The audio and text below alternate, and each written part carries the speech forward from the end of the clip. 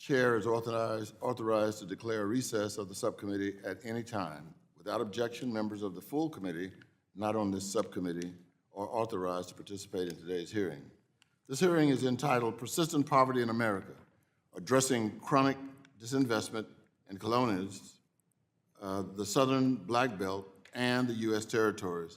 I now recognize the ranking member. I'm sorry. I recognize myself for 4 minutes to give an opening statement. Persistent poverty is a major problem in this country. And in counties around the country, they have a rate of poverty that has exceeded 20% for 30 years or more in a row of the country's 377 persistent poverty counties. The vast majority are in rural and non-metro areas. The millions of Americans grappling with persistent poverty are diverse. They're located in Appalachia, communities in states like Tennessee, Kentucky, Native American communities in states like South Dakota, Latino communities in states like Texas, African American communities in states like South Carolina and Alabama, and in the U.S. territories. These Americans are represented in Congress by Democrats and Republicans, and by Democratic and Republican members of this committee. Addressing persistent poverty is in the interest of all Americans, regardless of geography, race, or political preference. And addressing persistent poverty is a significant challenge, despite flows in the economy. In good economic times and in bad, persistent poverty areas of the country are struggling, resistant to time and effort. Democrats continue to advocate for rural America and the territories. Under the leadership of Chairwoman Waters, the Financial Services Committee passed the Build Back Better Act, which would have made a historic level of investments in rural and persistent poverty areas. The housing title of the bill would have specifically provided over $100 billion in fair and affordable housing investments throughout the United States. This would have included $2.1 billion for housing and home ownership preservation to increase the supply of housing and provide rental assistance in rural communities through the USDA, as well as $500 million for infrastructure improvements in manufactured housing communities, and $700 million for housing and community development investment in colonias, including those located outside of the 150-mile area from the United States-Mexican border through the Community Development Block Grant Program. Territories would have received a significant portion of these investments through required minimum allocations. I hope that this hearing will dive deeper into the financial solutions and the federal solutions on this table and the full range of tools at our disposal. Chair now recognizes the ranking member for 4 minutes. I thank the chairman. Appreciate today's topic of the hearing, persistent poverty in America. This topic is certainly an important one, and it's a troubling one. According to the Census Bureau, the national poverty rate was 12.8% in 2021, with about 37 million people in our nation in poverty, up more than 3 million from the prior year. It might be hard for some to fathom in a country so blessed with abundance that there are still so many places where poverty not only exists, but where it's taken root and shows no sign of relenting. These places are remnants of more forgotten time in America before the economic boom that for many dominated the latter half of the 20th century and carries on today. And despite the specificity of the title of today's hearing, these deeply impoverished areas can sadly be found in all corners of our great nation, from the southeast counties of the bluegrass state of Kentucky to the Native American reservations of central South Dakota, western Alaska on the Bering Sea coast, and in my home state of Arkansas. These places might not all look alike, but they do share at least one major characteristic. They are, for many purposes, all rural in nature, and for many, extremely so. So in a lot of ways, what we're really talking about here today is the impact of poverty in rural America. And more to the point, the question we need to be asking is, why does poverty seem to hit those living in the country with such a tremendous impact over those in impoverished urban areas like the South Bronx or Detroit? I'm not sure we'll ever be able to answer that important question here today, but let me make a couple of observations. First, the high levels of poverty we see in these rural areas of our nation, despite 60 years of focused federal efforts to eradicate them, continue. The Department of Agriculture's Rural Housing Service was created in 1949 to build or improve housing and essential community facilities in rural areas. That was followed in 1965 by HUD's efforts under Urban Renewal and Sergeant Shriver and the Commerce Department's EDA, all to try to help economically distressed areas in cities. In fact, if you go back to the launch of the federal government's 1960s war on poverty, President Johnson boldly proclaimed, "We have declared an unconditional war on poverty. Our objective is total victory." I believe that 30 years from now, Americans will look back on these 1960s as the time of a great American breakthrough towards victory of prosperity over poverty. Well, $22 trillion later, I'm reminded of President Reagan's quip from 1988. President Johnson declared war on poverty, and poverty won. So these were lofty goals by President Johnson, but after 60 years and hundreds of billions, so as I say, $22 trillion in inflation-adjusted spending, big government approaches to battling poverty for not worked for many rural households. So it seems to me it's a great time to rethink this strategy as we try to tackle it. We can no longer define success by annual increases in funding levels for programs that fail to elevate families out of poverty. Instead, we should focus on what's likely to be the most effective way to combat it: greater development and deployment of economic opportunity, including broadband, better available education in these rural areas, private lending and investment, and job creation. You know, in Arkansas, I've seen that success, Mr. Chairman. One of the poorest counties in the 1st District of Arkansas in the Mississippi Delta is now the world's largest producer of steel. And hundreds of people are employed, and that economic prosperity in that corridor from Memphis to the Missouri border is growing because of those kinds of investments. So I thank my chairman for this hearing. I look forward to the discussion, and I yield back to it. The gentleman yields back. The chair now recognizes the chair of the full Committee of Financial Services, the Honorable Maxine Waters, California. Thank you very much, Mr. Cleaver, for this hearing. Over 1.7 million people in the U.S. live in rural counties experiencing persistent poverty.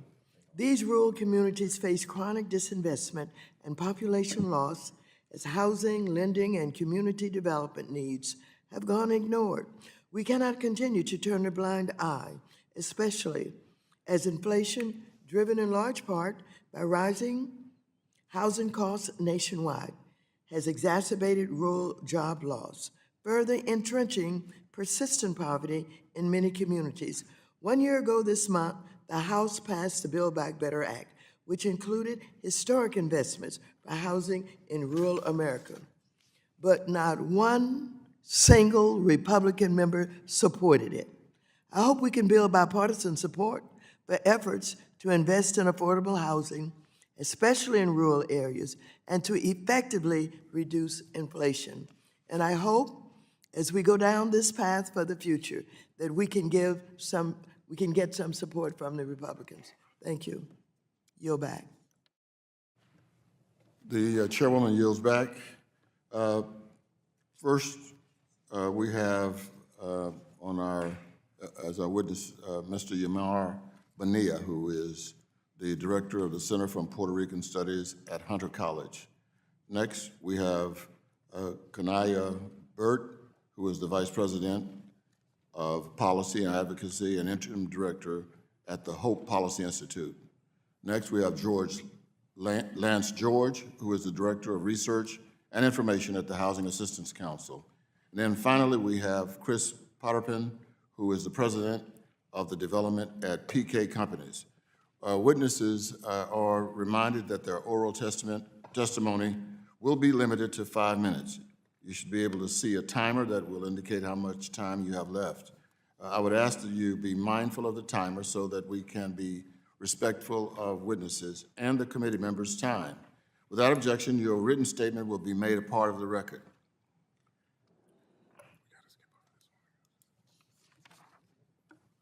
Mr. Bonilla, you are now recognized for 5 minutes to give an oral presentation of your testimony.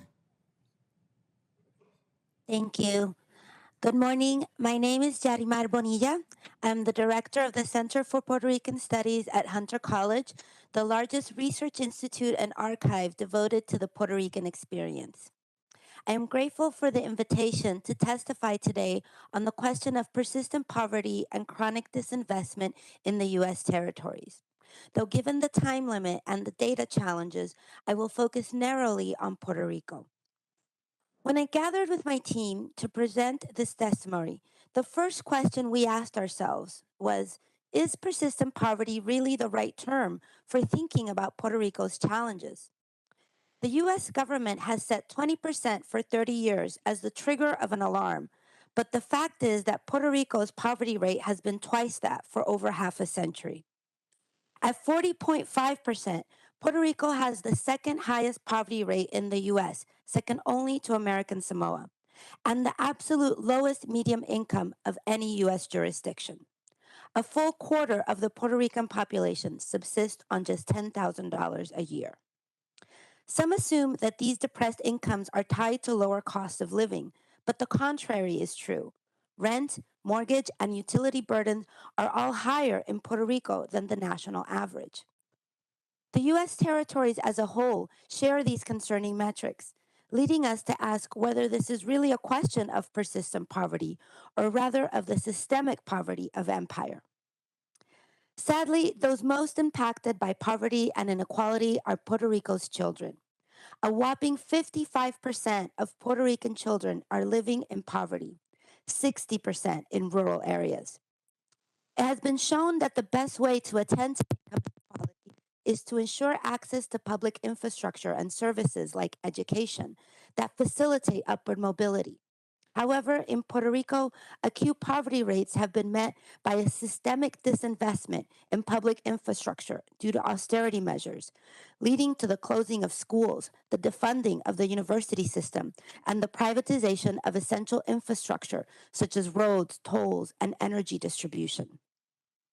Since the privatization of the grid in 2021, outages have become commonplace, even as utility costs rise. This has impacted education, healthcare, communications, sales, and even the preparation of this testimony.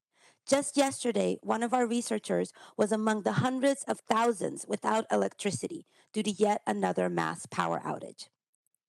The toughest part of all of this is that those who fail to provide us with the most basic of services, services which arguably should be guaranteed human rights, seem to operate with complete impunity. Although many wring their hands and accept this as the unfortunate fate of life in the colonies, we remind the members of Congress that the U.S. Constitution grants them the singular power to change the lives of millions of citizens and nationals that reside in the territories. The Supreme Court has established that Congress has the power and authority to treat territories differently than the states. This has historically been interpreted as a congressional right to treat the territories worse by leaving them out of critical federal programs while failing to address their systemically depressed incomes. However, Congress could just as easily treat the territories better by attending to the demographic particularities and historic legacies of systemic dispossession. If the U.S. government recognizes that a persistent poverty rate of over 20% for 3 decades warrants federal action, we request that the committee ponder what is necessary to attend to communities that have had twice that rate for multiple generations. To begin, Congress must exercise its oversight role to critically examine the impact of the fiscal board it created. What has been the tangible impact and long-term consequences of the focus on austerity and privatization? Further, since the board conceded that a large portion of Puerto Rico's debt was unconstitutional, why is it forcing Puerto Ricans to pay it and refusing to have it audited? In addition, HUD and FEMA must be held accountable and work in better partnership with local watchdogs. Discrimination and excessive scrutiny of Puerto Rican agencies and applicants in the aftermath of Hurricane Maria had been widely documented, and yet we already hear the same issues are unfolding in the wake of Hurricane Fiona. Lastly, Congress must address the exclusion of Puerto Rico and other U.S. territories from federal programs like SSI and other federal benefits geared at precisely the most disadvantaged sectors of the population. Otherwise, it should speak clearly on what moral grounds residents of the territories are excluded from these entitlements. Again, Congress can treat territories differently. It should use that power. Thank you for your time. Thank you, thank you. Mr. Burt, you're now recognized for 5 minutes. All right, thank you. Good morning, and thank you to the committee for having me here today. My name is Keon Burt, Vice President of Policy and Advocacy and the Interim Director of Hope Policy Institute. Since 1994, Hope has worked to increase financial inclusion among the most vulnerable populations in the Deep South. Deep South states of Alabama, Arkansas, Louisiana, Mississippi, and Tennessee, a region that is home to 1/3 of this nation's persistent poverty counties, mostly which are rural. Hope is also one of the largest Black and women-owned financial institutions in this country, and on behalf of the organization, I'm here today to discuss the strategies to increase affordable home ownership and housing in this region with the emphasis on increasing opportunities for communities of color. The first strategy in increasing home ownership and affordable housing concerns down payment assistance. In the Deep South, there is nearly a 27% difference between Black and white home ownership. Largely due to financial exclusion and exploitative practices, many Black and brown communities simply lack adequate capital to purchase a home. Now, down payment assistance is a critical strategy in resolving that gap. Down payment assistance has the ability to transition households from a history of renting to a future of home ownership. Now, Hope is familiar with the positive impact of down payment assistance, particularly through our experience with the Neighborhood Lift program, a partnership between Wells Fargo and the NeighborWorks America organization to increase the number of first-time homebuyers, particularly among communities of color. In our experience, when we see an increase in down payment assistance program, we see a clear correlation in the increase of homeowners of color. The second strategy includes that, or rather ensures that we must ensure that banks and credit unions offer mortgage products that meet the needs of communities that often find themselves in rural, persistent poverty counties, and also that a secondary market supports those efforts. Hope has an in-house mortgage product that meets the challenges of communities that often lack access to down payments. This product is manually underwritten, it discounts student loan deferred debt, and it also has a loan-to-value ratio of 100%, effectively eliminate the down payment disparities and challenges. Now, what's interesting about our product is that the GSEs, Freddie Mae, and Fannie Mac, do not support the flexibility of this product. Now, their inability to purchase these loans really speaks to the lack of capacity to provide increased home ownership for these communities, and it also limits our ability to expand our capacity to lend to these communities by the failure of them to purchase this loan product. And then lastly, for a strategy, we must hold state housing finance agencies accountable for meeting pandemic recovery needs of local people. An examination of the Emergency Rental Assistance Program shows that state governments in the Deep South did not meet the needs of local people in the distribution of rental assistance at levels achieved across the country. Such findings call for increased accountability among states, particularly states with questionable track records in serving the most vulnerable populations. In conclusion, communities in America's Black Belt have long endured persistent poverty and its associated ills. However, the communities and these institutions that serve them have demonstrated the expertise to mitigate the effects of race in place, most often with significantly fewer resources than other parts of the country. CDFIs with a track record of reaching and working with communities in partnership model solutions that work. With adequate resources supporting these institutions and increased commitment by others to do the same, it is possible to ensure prosperity and mobility in the most economically stressed communities in this country. Thank you very much. We will now hear from Ms. Sarriagas Salinas.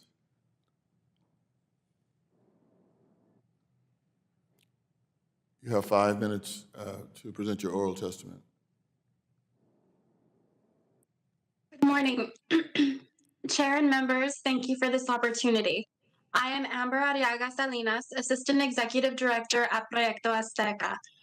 We are a nonprofit construction company based in San Juan, Texas, and our mission is to provide affordable housing for low-income families who cannot obtain a traditional mortgage. Our goal is to empower them to become responsible homeowners and move away from poverty to prosperity. Colonias are substandard, isolated developments where residents lacked basic services like potable drinking water, sewage treatment, electricity, paved roads, adequate drainage, street lights, sidewalks, and decent housing. Cheap former agricultural land was sold to low-income families, and developers were not required to improve infrastructure. Health, safety, economic, and housing challenges plagued thousands of Colonia residents by the end of the 1970s. There are approximately 200,000 people living in Hidalgo County colonias. They are an industrious, hardworking, and family-oriented people, but it's not uncommon for residents to work multiple jobs to make ends meet. There is a low rate of conventional homelessness, but we do see a great deal of overcrowding. In 1996, the state legislature began to implement model subdivision rules where many improvements were made, but colonias still lack safe, decent, and affordable housing. There is a great deal of persistent poverty despite decades of economic growth. In 1977, research showed that there was 40% of families living in poverty, but today we believe that it has not changed. The McAllen and Edinburgh metropolitan areas are some of the poorest in the country. There is very limited public transportation, and owning a vehicle is a necessity for Colonia residents in order to maintain a job, go to school, shop for groceries, and visit the doctor. Drainage improvements cannot keep up with the rapid growth. As buildings, parking lots, and highways grow, there's less space to divert water. And because colonias are isolated, the issues are magnified. There are many health challenges associated with flooding, such as diseases and increased mental distress.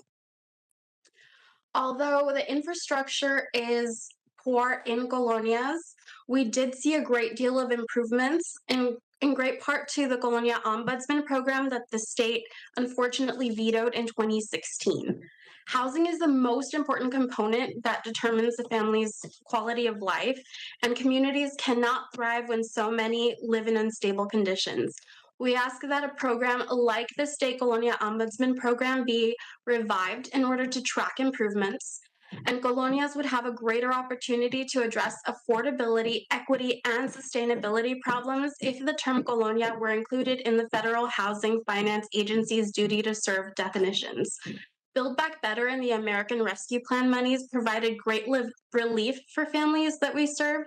However, federal dollars are designated to address homelessness and rental assistance, and the definitions do not address the needs of housing in colonias. Rental units are limited to families in colonias.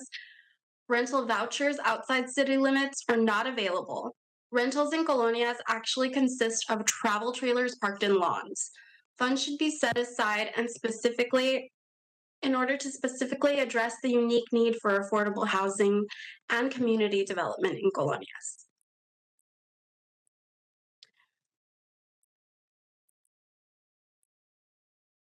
I sped through. I was nervous. Thank you very much. Mr. George Potterpin, you are now recognized for 5 minutes to give an oral presentation of your testimony. Thank you. Chairwoman Waters, Chairman Cleaver, Ranking Member Hill, and members of the subcommittee, greetings and thank you for this opportunity to testify on the issue of persistent poverty in America. My name is Lance George, and I'm the Director of Research and Information at the Housing Assistance Council. The Housing Assistance Council, often referred to by our acronym HAC, is a national nonprofit corporation that supports affordable housing efforts in rural areas of the United States and the territories. Inherent to HAC is our longstanding attention to persistently poor rural areas and people. HAC's effort in these communities have been at the core of our work since our founding over 50 years ago. In addition to HAC's direct services, we continually assess and study the issue of persistent poverty to help inform strategies and solutions for these important communities. We know the members of this subcommittee are knowledgeable on the issue of persistent poverty, but we wish to highlight 5 quick trends that we believe are key to improving social and economic and housing conditions in these communities. Number 1, areas of persistent poverty are not random and are geographically clustered. While seemingly invisible to much of the nation, persistent poverty counties make up 1/10 of all counties and 15% of our nation's landmass. Number 2, persistent poverty areas are fluid. According to HAC's recent estimates, 70 counties moved off of the persistent poverty list, while 13 counties newly reached this threshold.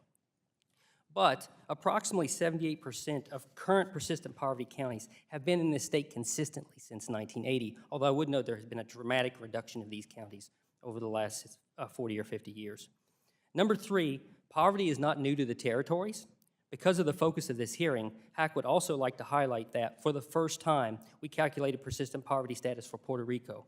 All 78 of Puerto Rico's municipos were classified as having persistent poverty in 2020. Number 4, race and ethnicity are closely aligned with the persistence of poverty. 60% of people living in persistent poverty counties are people of color, and 42% of persistent poverty counties have majority populations of color. And finally, trend number 5, the visible impact of economic distress is evidenced in the housing conditions in these communities. The incidence of housing units lacking adequate plumbing is twice the national rate, and over 380,000 households in persistent poverty counties live in crowded conditions. Additionally, more than half of persistent poverty renters experience affordability challenges. Mortgage and housing finance are similarly unbalanced. Low levels of loan applications and loan originations and high rates of loan denials and high-cost lending are prevalent in many persistent poverty counties. Persistently poor communities face regional and local challenges, yet importantly have unique assets, strengths, and opportunities to combat geographic inequality. HAC recommends proactively considering geographic factors in federal policymaking. In our experience, and given the persistent poverty landscape outlined before, there are 2 critical factors necessary to build equity in persistently poor rural places. The first is just local organizational capacity. Second is access to capital. Additionally, tailoring of federal resources and improving the reliability and availability of rural data would also improve equity for persistent poverty communities. An example of this importance of data are HAC's development of the colonias investment areas. This research created a usable and programmatic definition of colonia so that mortgage and housing finance resources can be more efficiently directed to colonia community. In closing, I would ask for indulgence for the subcommittee to add a personal note. I grew up and lived the first 18 years of my life in Lewis County, Kentucky, a persistently poor county in Appalachia that has experienced very high poverty rates since the 1960s and before. I wish to be clear, I did not live in poverty as a child. But I have family, friends, and acquaintances who were poor and continue to live in poverty in the place that I love. And while the residents of Lewis County, like those from every persistent poverty community, suffer from distressed economies, under-resourced systems, and disinvestment, there are also rich cultural histories, perseverance, and a deep sense of pride in their community, and I share that pride. Through this paradox of perseverance and pain, HAC appreciates the subcommittee's attention and motivation to provide meaningful change to the condition of persistent poverty in rural America. And the Housing Assistance Council, most importantly, in collaboration with our community partners, stand ready to assist Congress towards this goal. Thank you again for this opportunity to testify. Thank you, Mr. George. Mr. Potterpin, thank you for your patience. We're trying to negotiate having witnesses here and those with us virtually, so thank you very much. You're now recognized for 5 minutes to give an oral presentation of your testimony. Thank you.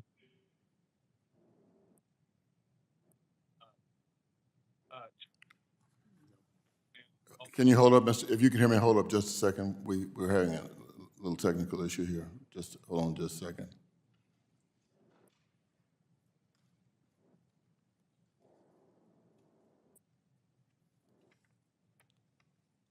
I think that may be on his end.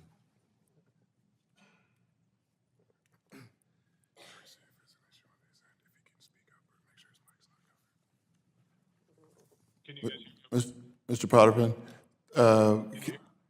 you may need to, we think that's on the problem is on your end. If you could maybe move closer to the Microphone, speaker just a bit louder.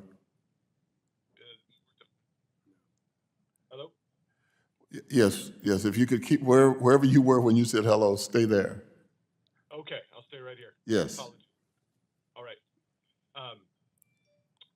Thank you for that. Sorry for the difficulty there. On behalf of the Council for Affordable and Rural Housing, or CAR, I would like to thank you for the opportunity to provide this testimony in support of the efforts to address chronic disinvestment in the colonias, the Southern Black Belt, and the U.S. territories. CAR focuses on housing investment and providing affordable housing, and that's going to be the focus of my testimony.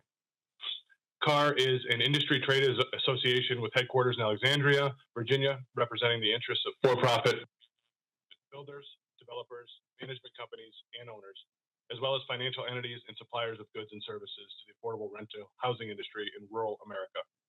My company, PK Companies, based in Michigan, develops, manages, and owns approximately 5,000 units of affordable rural housing units in about 8 states.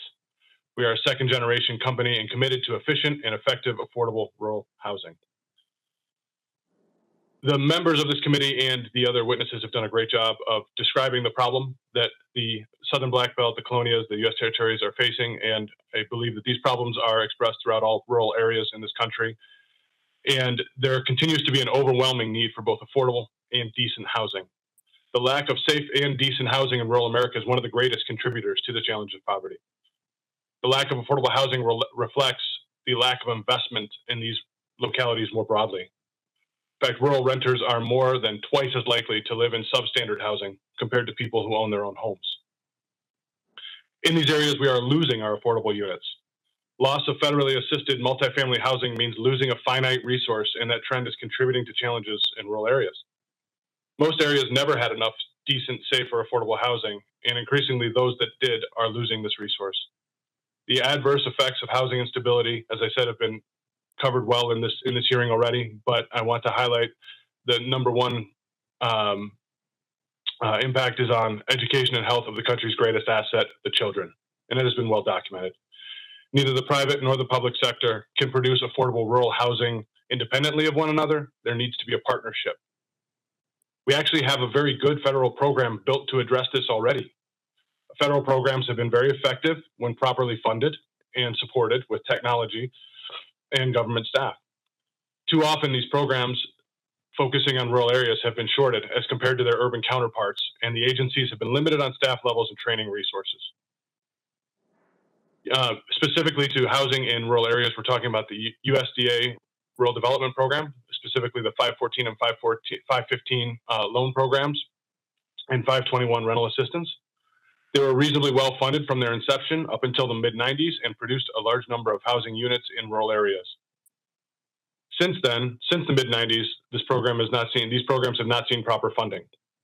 The majority of the existing projects that were built are now 30 plus years old with no way of preservation or rehabilitation outside of the housing tax credit, which predominantly goes to urban areas or suburban areas. We are already losing our affordable housing projects. We're down to less than 14,000 projects and properties. Over the next decade, as many as 3/4 of all Section 515 mortgages will mature. And with it, the end of rental assistance for the folks in those properties, and that will affect approximately 250,000 families and elderly persons, leaving them without the ability to house themselves. In 300 counties, Section 515 properties are the majority of project-based subsidized units, and 90% of all Section 515 properties are in counties with persistent poverty. We do have some tools available to help this problem. Rural development rental housing programs and the housing credit are the best tools we have to develop more housing and preserve the housing that we have. Section 521 is rental assistance for housing programs and currently subsidizes 63% of the 515 units that are created. We need to increase this number to 100%. Almost all of the residents that live in 515 housing that are not subsidized are overburdened. And that is a key tool to preserving the housing and using outside private resources to rehabilitate and preserve this housing for the next 30 years and stop it from becoming market rate housing and losing out of the program. We do need rural development needs more specific direction on how to use that rental assistance and using it for preservation of existing projects. We also need to modernize the housing credit to be able to be more focused towards rural and allowed to use for more rural projects. We need to allow LLCs and S corps to participate more fully in the housing credit and support relief. I know that I'm over now, but we do need to support the rural housing office with technology upgrades. Some of their programs are still from the 90s, and they need more staff there. They've been chronically understaffed. On behalf of CAR, I'd like to thank this committee for the opportunity to discuss rural housing issues with you today. And with a few relatively minor changes, we can provide the tools needed to continue successful partnerships and for affordable rural housing. Thank you. Thank you for your testimony. I now recognize myself for 5 minutes for questions. I want to begin with Mr. Burke. Based on your testimony, you have a lot of experience in dealing with this issue.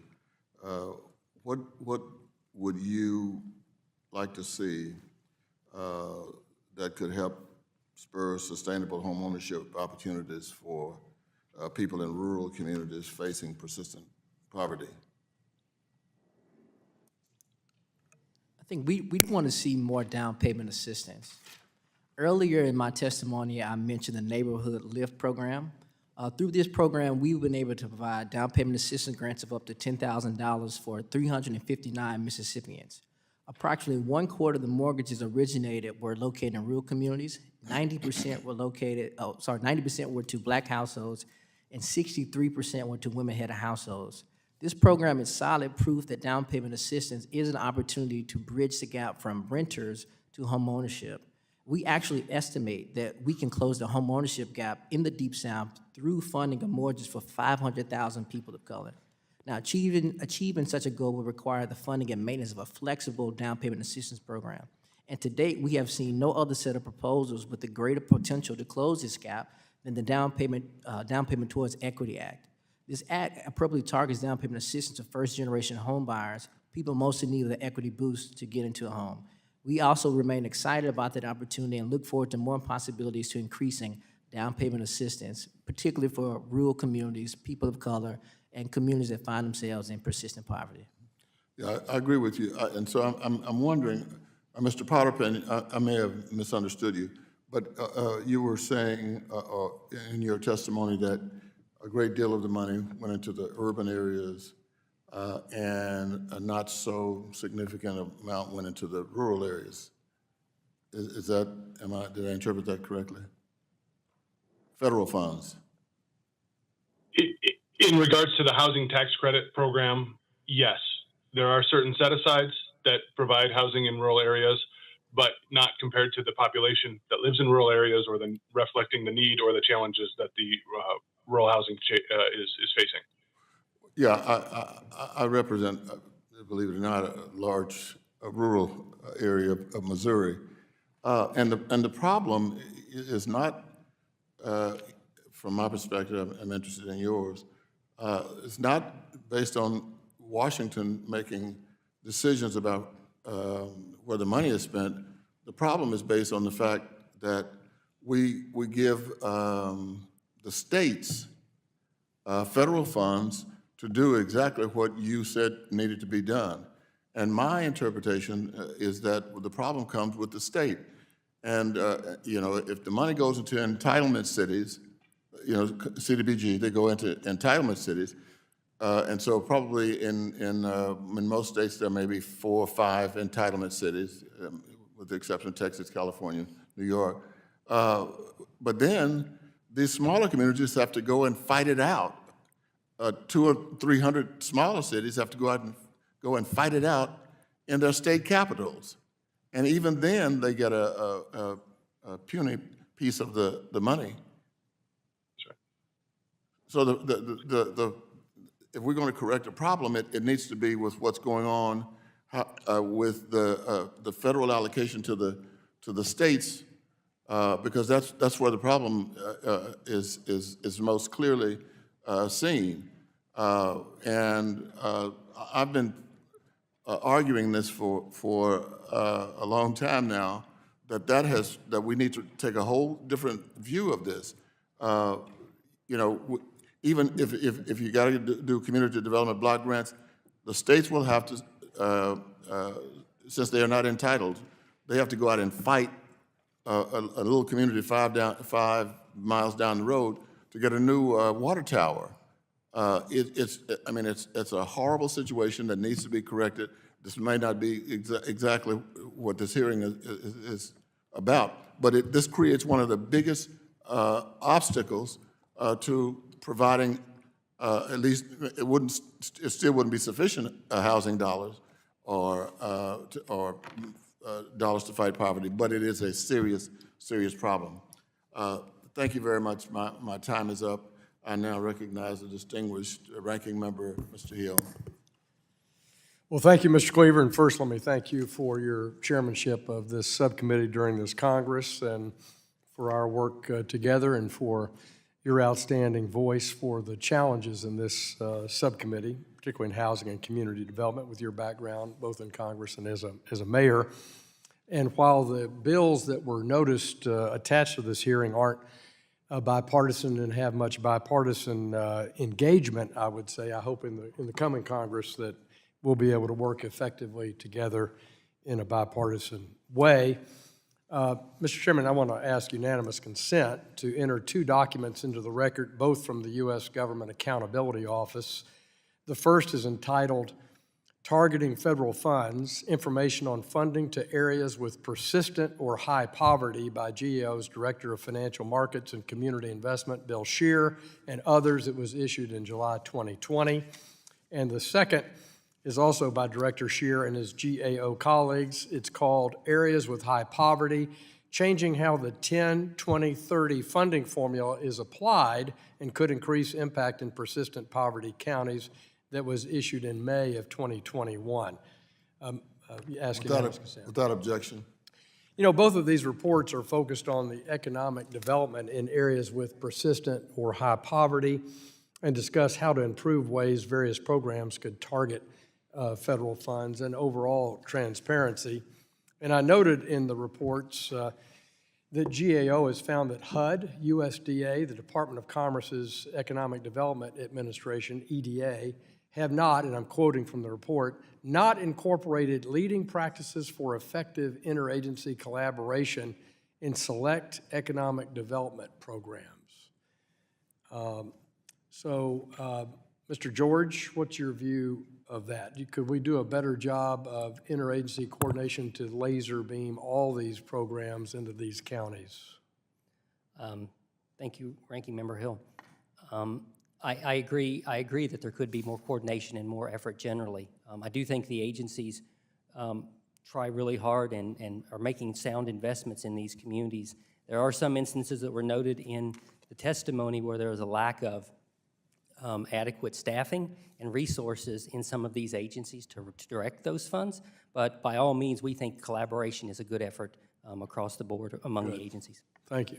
Mr. Burt, first, please tell Bill Bynum hello for me. We were on the CDFI advisory board together in the early 2000s and enjoyed my association with him in overseeing the CDFI program at the Treasury. And thank you for being a good investor and partner in Arkansas with Hope Federal Credit Union and your nonprofit work. What's your view of that coordination? I hear you on down payment assistance, and in Arkansas, and talking to the Arkansas Development Finance Agency, we have really, we use the bond program to replenish that. We effectively have more down payment assistance available than people applying for it. As a general statement, I don't want to say in any given year, but we have a robust state program there. But how do you feel about this coordination of these federal programs in persistent counties, about coordination, and who stands out? Does the Delta Regional Authority help broker some of that in your experience in the Mississippi Delta? No, absolutely. We do support the interagency collaboration in deploying funds to communities that are deep in poverty. One of the things that we like to highlight is making sure that federal funds get to the communities that do the best work in serving these communities. as evidenced by the emergency rental assistance program, and in some cases, the homeowner assistance program, is that at times our states may have the inability or unwillingness to effectively serve these communities. From our experience, we saw communities and households express challenges in accessing the rental assistance program, whether it be through an online application or having to have an email address or simply lacking access from state agencies that were managing the funds to actually access that critical relief. But in addition to that, what we also like to amplify is that where there is opportunity, send these funds directly to CDFIs with a strong track record. We have a good example of the ways in which CDFIs have the ability to encourage public and philanthropic dollars to make a difference in homeownership in real communities. This question reminds me of the story of Eastmore, Mississippi, a small subdivision in Moorhead, which is a small town of about 2,000 people in the Delta. In 1970, Eastmore subdivision was built right outside of the small town of Moorhead, hastily construction. And in subsequent years, the sewage actually seeped into several yards and caused about 20-something odd homes to be either burned or destroyed. In 2015, Hope put a branch there in Moorhead, and we reached out to several partners and got a grant from Goldman Sachs, got money from Home Fund, got money from Department of Agriculture, and with a few other philanthropic investors, but a few other philanthropic monies, we were able to provide rehabilitated housing for that community.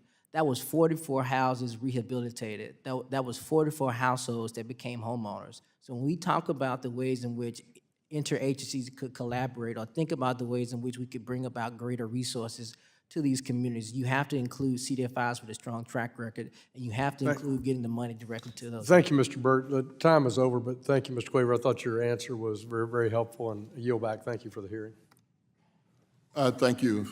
I yield now to the chair of the full committee, Ms. Waters.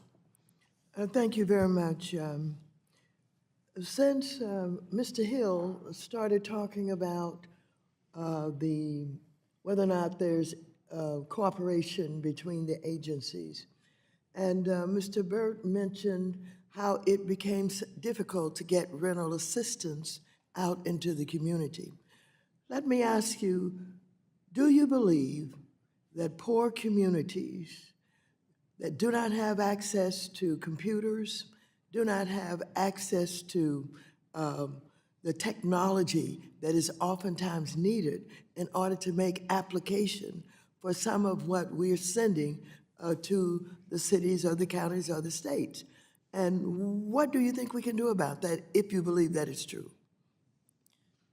Well, I do think it is a challenge. I mean, that's come from my experience being on the ground with communities trying to access the rental assistance programs. You know, one of the things we want to do is partner with organizations and also raise advocacy efforts to get those technologies to these communities. And even more importantly, making sure that these programs are just simply accessible to the communities where they are. And so, just simply put, when we construct policies and construct these federal programs that we put in jurisdiction of the states, we want to make sure the states are doing what they need to do to make sure the most vulnerable communities have access to these critical funds in the post-COVID reality. Thank you very much. Mr. George, how would housing and community development investments like the more than $150 billion my committee secured in the Build Back Better Act help alleviate persistent poverty in rural America? And what more can we do to ensure existing federal housing resources really reach poor rural communities? Thank you. Thank you, Chairwoman Waters. I'd like to follow on Mr. Burke's comments candidly and say our number one strategy that we posed was organizational capacity. At the Housing Assistance Council, we work with local community-based organizations, nonprofit organizations, municipalities, tribal entities, and some for-profit developers. And candidly, they know what's best for their community. We just try to enhance their services and their ability to provide those services. But they're trusted actors in these communities, and I applaud the subcommittee for including many of these entities in this discussion. These are valuable partners that we work with every day, and they really know so I think our goal is to enhance those funds to enhance the capacity of those local community-based organizations. For example, the Housing Assistance Council uses vital resources from HUD's Rural Capacity Building Grant, and we've made valuable investments in many of these organizations because they know So what's best. the $150 billion that we worked so hard for to get out to assist the housing needs of this country, everything from Section 8 vouchers to money to deal with the renovation and repair of public housing, on and on and on. How much would that have helped the poverty in some of the communities that you deal with? Well, it'll obviously been immense help. It's almost incalculable, but obviously these communities need all the assistance and all the directed, targeted assistance that they can handle. Well, we're going to continue to fight for housing despite the fact we did not get the support that was needed from the opposite side of the aisle. But on this issue of whether or not the resources we work so hard for, if we get them signed by the president, they go out to the communities, we still have poor communities who are not able to access these resources for lack of computers and technology. And I had to call in legal aid in Los Angeles and set up meetings and get people into boardrooms, et cetera, to try and help people who needed it so desperately. What are we going to do? Do we have enough nonprofits that can, basically utilize these resources and get them out to the poverty communities? Or do we need to set up some brick and mortar offices and locations with big signs on them so people can come and get some help for the utilization of the resource? What do you think? How are we going to do it? My time's running out. I know you got some Oh, answers. I was about to say, I'll take it. Again, I think the point to be made is that we want to make sure that state leadership is doing all that they can to reach the communities that are most in need. I mean, when you talk about the challenges around broadband and technology, I mean, money's already been deployed to get these communities the technology that they need. And so some of this is on nonprofits, but the brunt of the responsibility lies on the administrating authority over the fund. And so I would say we can continue to put pressure on our states to do right by the communities that need it with research, advocacy, and data. Then I think that may be one of the best ways forward. Thank you. Thank you, Mr. Chairman. Thank you. The gentleman from Tennessee, Mr. Rose, is now recognized for 5 minutes. Thank you, Chairman Cleaver and Ranking Member Hill, for holding this hearing. According to the majority's memorandum for this hearing, the focus of the hearing is intended to explore persistent poverty in regions that are predominantly rural. So I believe that it would have been a good idea for us to have the Rural Housing Service Administrator testify. I'll note that this committee has not had a Biden administration official testify since July 20th. Thankfully, that's changing tomorrow when we will have the bank regulators coming before the committee, but this cannot continue. One of our core responsibilities as members of Congress is oversight, and we cannot conduct adequate oversight when the majority is shielding the administration from scrutiny. Now that, as time is limited, I'll dive right into my questions. In my district in Middle Tennessee, 12.9% of total occupied housing units are manufactured homes. Manufactured housing is an affordable home ownership option available nationwide for minorities, the underserved, and low-income borrowers. USDA's Section 502 offers federal backing for loans issued by approved private sector lenders to low and moderate income families for purchase, construction, or rehabilitation of modest homes. Eligible borrowers can obtain financing for up to 100% of the appraised value of the home. New manufactured homes are currently eligible for financing through the Section 502 program, but existing homes are not. Mr. Potterpin, do we need to make sure that USDA's Section 502 program better supports manufactured housing so that more low and moderate income rural Americans can access financing to purchase manufactured homes? I think absolutely. I think that we need to make sure that all of USDA's programs need more access, 502, 514, 515, better funding and more access to folks to provide more housing units and to preserve more housing units. Thank you. I believe that we need broad-based solutions to increase our housing supply to meet demand. This includes both single and multifamily options. Regarding multifamily, research from the National Association of Home Builders and the National Multifamily Housing Council notes that regulations imposed by all levels of government accounts for an average of 40.6% of multifamily development cost. Mr. Potterpin, do you believe that when multifamily development costs rise, it translates to higher rents and reduced rental housing affordability? Yes, it does. And I would also add that rural areas are impacted even greater because their rents are typically lower. But when the costs rise, as they do everywhere, and we have less options for contractors or competitive bidding, they're feeling the impact even greater, and the rents go up a greater percentage. That's why it's important to improve rental assistance and the amount of assisted units and have more access for these funds. And so just to reiterate, Mr. Potterpin, do you believe that multifamily development could help improve the supply of affordable housing in rural areas? No question at all.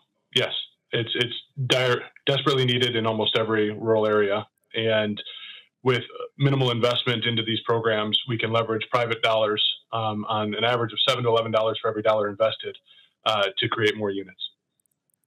The Community Development Block Grant Program was created to help urban areas modernize and respond to the blight and decay that plagued cities in the 1970s. The authorizing statute states that the primary objective of the law was to establish the development of viable urban communities. Since then, cities now have far greater access to economic development and services than their much smaller rural neighbors. Mr. Potterpin, does it make sense to update the mission and purpose of the CDBG program so that it also focuses on the unique challenges rural Americans living in the 21st century? CAR would welcome this being addressed. The challenges of rural are different and sometimes greater than those facing their urban counterparts.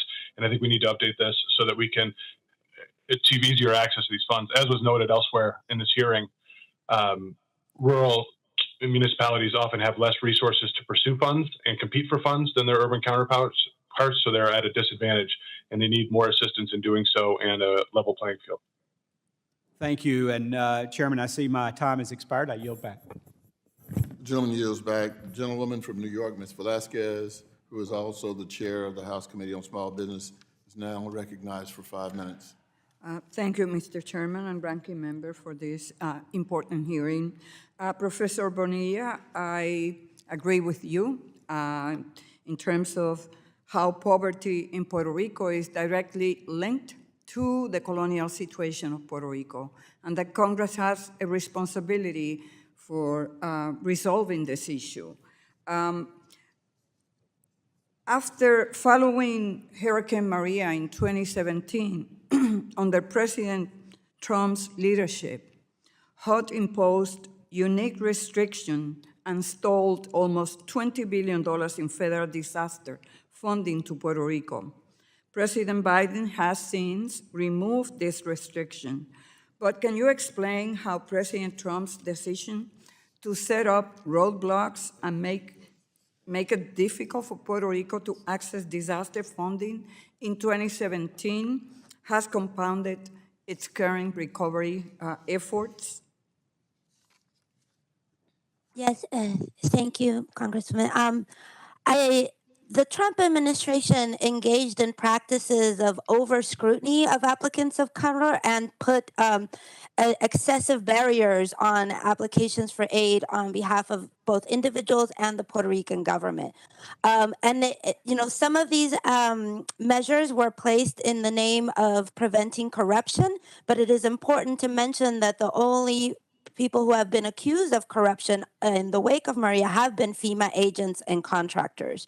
The delay of federal aid and of federal assistance programs to which Puerto Ricans are fully entitled to as residents of the U.S. territories have caused an incalculable damage to a society that was already, as I mentioned, experiencing 40% of acute poverty, and that had already been facing measures of austerity that had dismantled the education system, public infrastructure, and other public services that were then unable to respond and be available to citizens in the time of immediate emergency. At the Center for Puerto Rican Studies, we call on greater scrutiny of these FEMA practices and of the practices of other government agencies that should be assisting Puerto Ricans in their time of need. Thank you.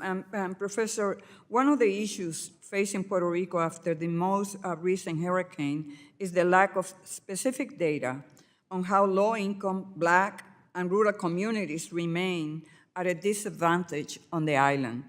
What should Congress do to immediately address this information gap so it can enhance long-term investment in these communities? Well, the first issue is that we need clarity on why certain government agencies just suddenly stop providing data for the territory. One example is the American Housing Survey, which just stopped being done in Puerto Rico after Maria at a time when this info was most necessary for documenting the challenges of local residents. A second example is the Household Pulse Survey, another important survey which not one territory has participated in. We also need greater data related to FEMA claims.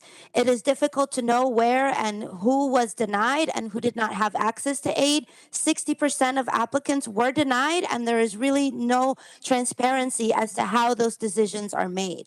I should also add that federal agencies should be working with local groups to make sure that the existing mechanisms are adequate for the territories. A primary example is the U.S. Census, which in 2020 suddenly added a race question in Puerto Rico with inadequate categories and inadequate education campaigns. So we really stress the need for that. Yes. So although FEMA updated its policy last year to allow homeowners to self-certify their own ownership, reports from the ground indicate FEMA is wrongfully denying assistance to eligible survivors from Hurricanes Fiona and Ian. Wouldn't you agree it's not enough for FEMA to simply change its policy, but it also needs to act with recovery partners on the ground to ensure Puerto Rico homeowners get the assistance to which they are entitled? Absolutely. We've seen that simply changing policy is not enough. The community organizations on the ground are reporting that we are seeing the exact same issues of lack of Spanish translation at FEMA sites, of lack of interpretation for deaf communities, and of over scrutiny and of a demand of documentation that is not actually necessary to apply for aid. As one of my colleagues in Puerto Rico says, FEMA must learn how to learn. That is, they cannot be impervious to change. Made at the top that are announced need to somehow trickle down so that we actually see them applied and in action. And we feel strongly that it is only by working in partnership with community watchdogs that we can actually ascertain if these changes are being implemented. Thank you. Thank you, Mr. Chairman. Yield back. The gentleman yields back. The chair now recognizes the gentleman from Wisconsin, Mr. Stile, is recognized for 5 minutes.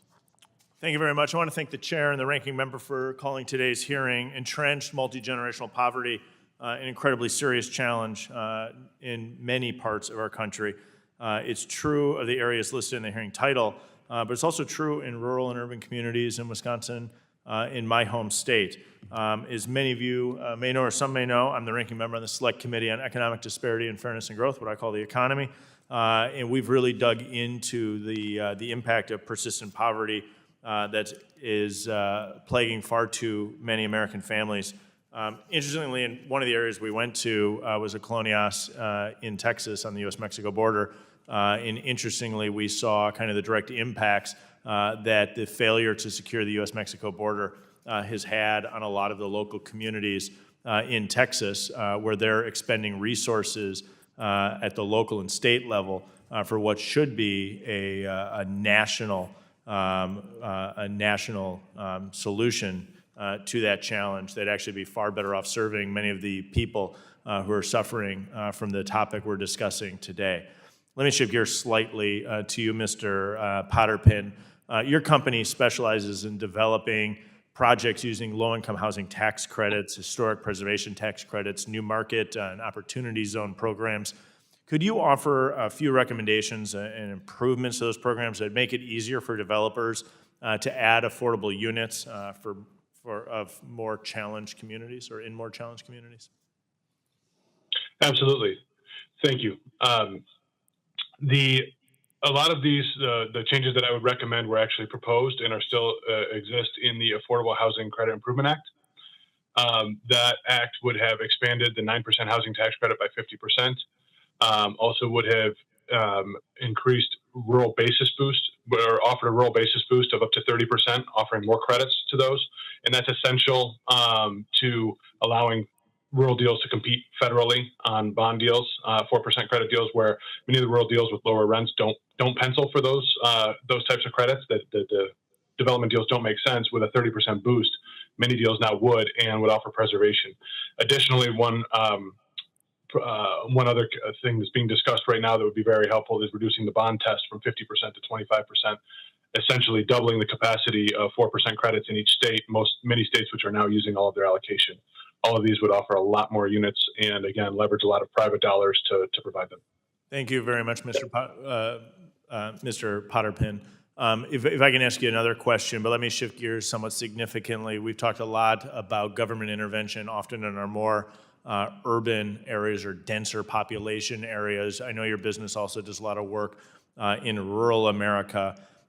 Shifting away from just government support, what are the chief problems you encounter when your firm's investing in rural communities, and what can be done to encourage more investment in more rural or less dense populated areas? Well, I think a lot of what we're facing, especially in the affordable housing world, where we have to work with the communities very closely. Sometimes we need, we're offering lower rent communities, so we need tax abatement or other assistance or at least cooperation from those communities. And those communities often don't have the staff or the resources that urban communities do to facilitate the development and make it more open. Let me push you there just a little bit if I can. What areas outside of government intervention might be helpful, in particular in rural areas? Understanding the impact that tax structuring can have. Sure.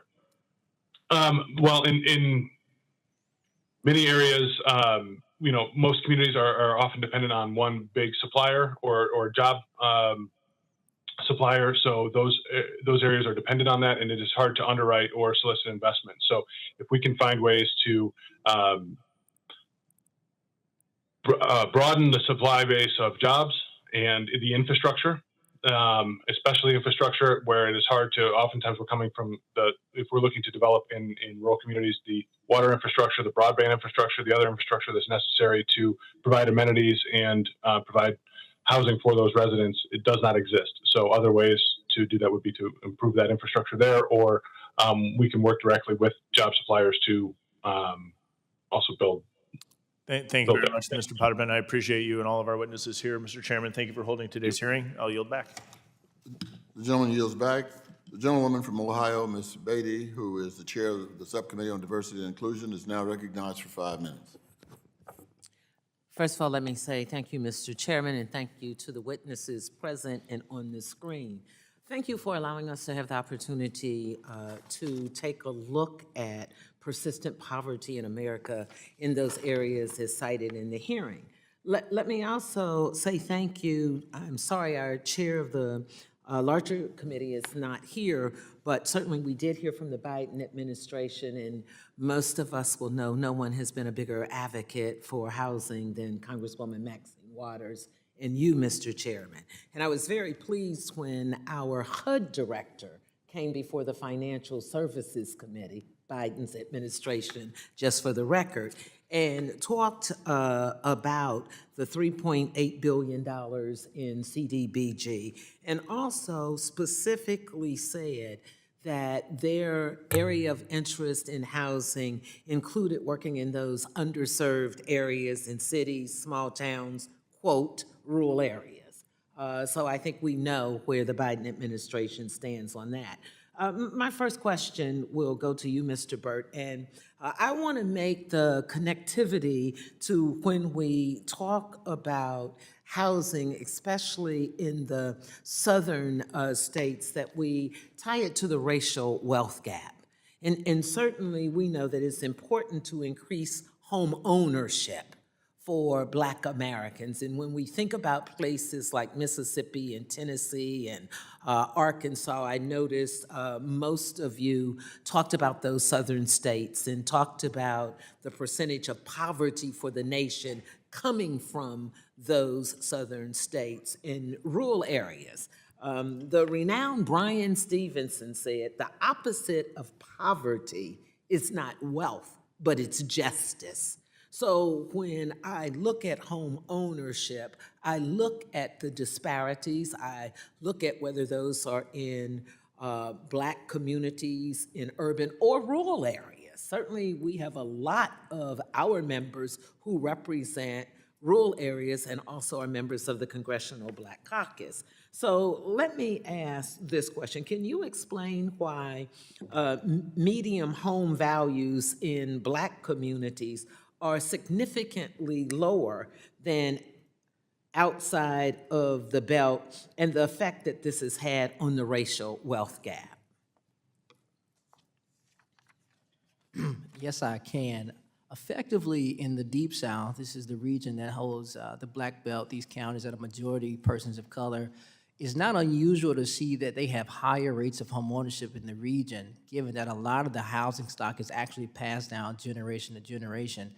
The issue is that because of historical challenges of, again, financial lending exclusion, redlining, and the lack of access to affordable financial mortgages, the quality of housing hasn't kept up with the pace of home ownership. So said more simply, is that Black communities that are in persistent poverty, rural counties, may have a house, but they don't have the capital, the access to capital to get renovations, or they don't have access to get capital to get the pull equity and increase their equity out of the same housing stock.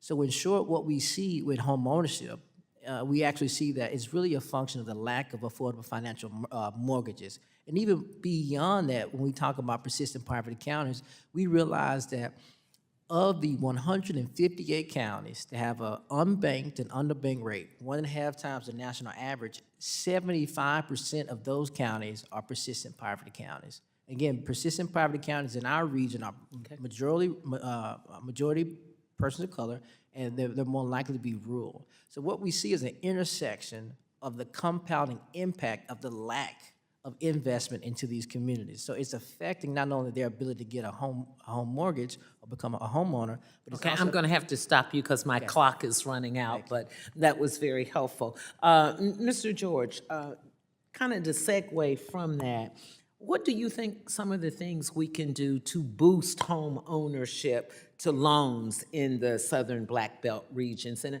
I say that because we know the small number of MDIs that we have, CDFIs. What are some of the things you think we can do? Thank you, Congressman. Obviously, to reiterate the comment on access to capital is a major strategy, and notably what we would call good capital, improve resources to USDA's Rural Development Service, so borrowers can get good quality loans and not access to subprime loans or chattel loans in many cases. Thank you. My time has run out, but you can write me more if you'd like. Thank you. Okay, thank you.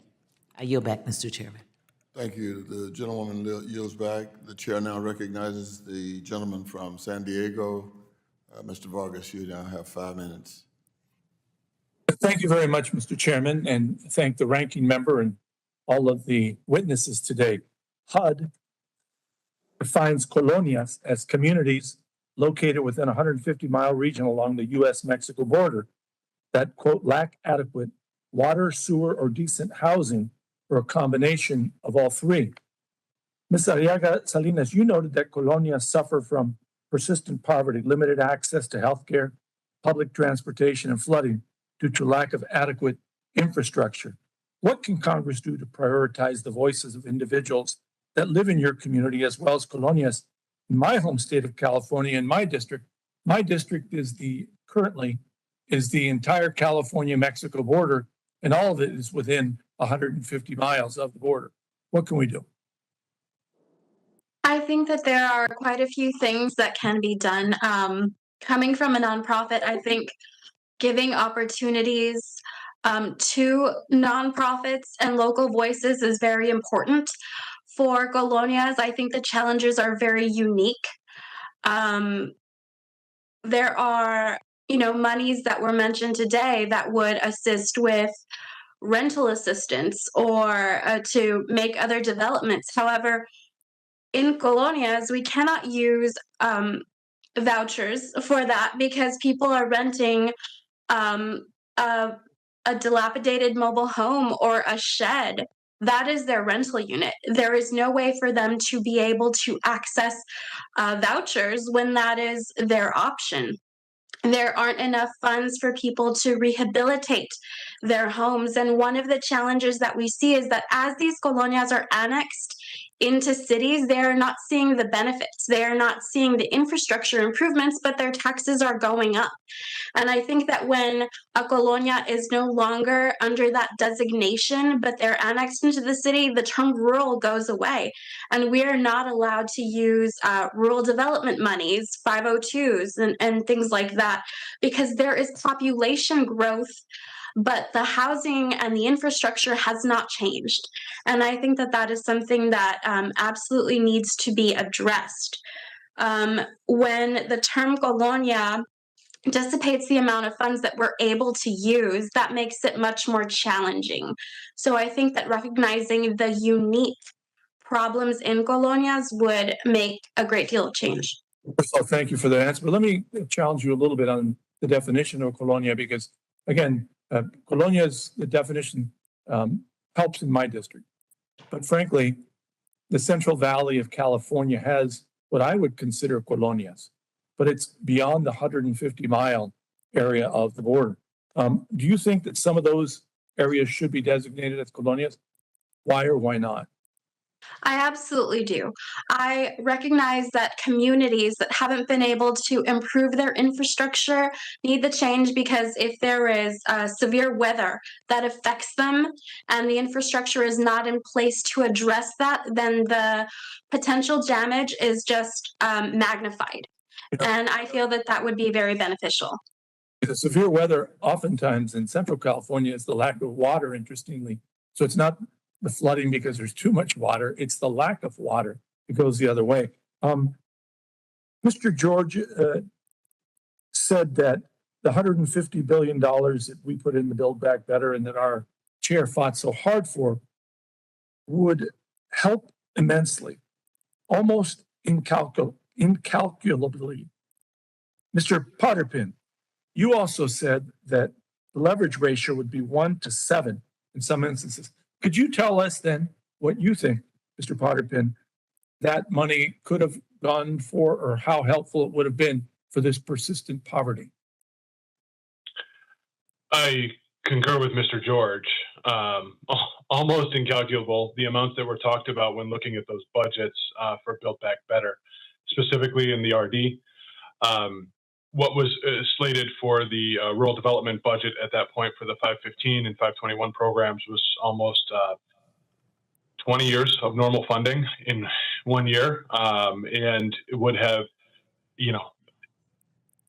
these properties are falling behind through deferred maintenance every year. There's not enough money to even maintain what's there, and this would have put them back on the right track for preserving this entire portfolio. I'm running out of time, and thank you very much. I hope we do that.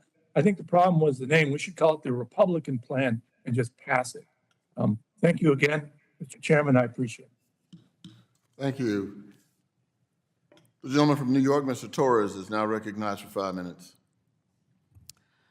Thank you, Mr. Chair, and I have just several questions and comments directed toward Ms. Bonilla. One of the persistent causes, one of the root causes of persistent poverty in Puerto Rico is the insular cases, which to me represents a continuation of Jim Crow. Denouncing the insular cases as a vestige of Jim Crow is not hyperbole, it's a statement of historical fact. The Supreme Court that gave us Plessy versus Ferguson and the doctrine of separate but equal is the same court that gave us the insular cases, which imposes second-class status on the U.S. citizens of U.S. territories. There are more than 3 million American citizens of Puerto Rico deprived of equal protection simply because those citizens happen to live in an unincorporated territory, which is a second-class status fabricated by the United States Supreme Court. The term unincorporated territory appears nowhere in the actual text of the Constitution, and yet the self-proclaimed textualist and originalist on the Supreme Court seem to be in no rush to overturn the insular cases. How telling. As you know, Ms. Bonilla, the insular cases enable the federal government to discriminate against the American citizens of Puerto Rico. The American citizens of Puerto Rico are excluded from SSI, excluded from SNAP, excluded from their fair share of Medicaid funding, excluded from far too many programs to enumerate. Do you think there's a single state in the United States that could absorb the fiscal shock of losing all of its SSI funding, all of its SNAP funding, and most of its Medicaid funding? Can you think of a single state that could absorb those fiscal shocks? Obviously not. Obviously not. So is it reasonable to expect Puerto Rico to suffer fiscal conditions and constraints that not even the wealthiest states like New York or California could survive? Absolutely not. And the federal government denies Puerto Rico access to federal programs that are crucial to the fiscal sovereignty of just about every state. Is it fair to say that the United States, by denying the island access to that which is essential, has essentially set up Puerto Rico to fail?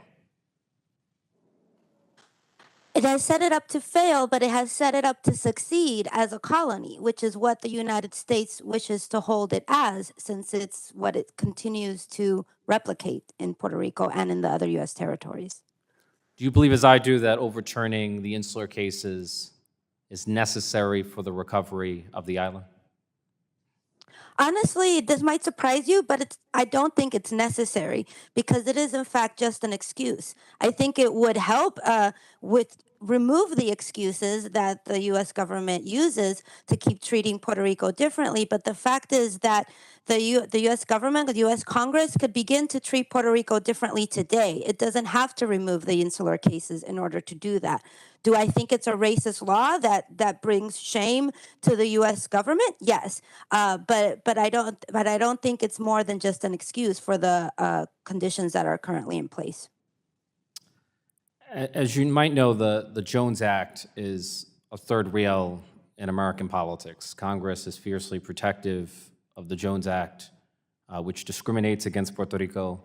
What are your thoughts on the disparate impact of the Jones Act on the island? Without a doubt, the Jones Act brings nothing but increased cost to a place that is experiencing persistent, acute, and systemic poverty across every single one of its counties and municipios. The problem with the Jones Act is that it's not a partisan issue. It does not impact one party or another and has not been taken up by one party or another. But the fact is that the only folks who benefit from the Jones Act are the shipping industry in the United States. And so it does need to be brought into greater scrutiny and questioned and repealed. Not every state and territory are subject to the Jones Act. Both Puerto Rico and Hawaii have the highest electricity cost in the United States, and both Puerto Rico and Hawaii are subject to the Jones Act. Do you think that's a coincidence? No, obviously there are folks that are benefiting from the extreme costs that are spent in transporting goods to these places. However, I think it's important to recognize that some folks benefit, but this does not benefit the U.S. economy as a whole, since it actually makes it more expensive for many U.S. businesses to operate in Puerto Rico because of these excessive shipping costs. My time has expired. Thank you. Mr. Torres yields back. We have no further witnesses unless Mr. Huizenga from Michigan, he's checked out. Let me thank the witnesses for your testimony, your participation today. Without objection, all members will have 5 legislative days within which to submit additional written questions for the witnesses to the chair, which will be forwarded to the witnesses for their response. I ask witnesses to please respond as promptly as you're able. Without objection, all members will have 5 legislative days within which to submit extraneous materials to the chair for inclusion in the record. I remind members that written questions and materials for the record should be submitted to email address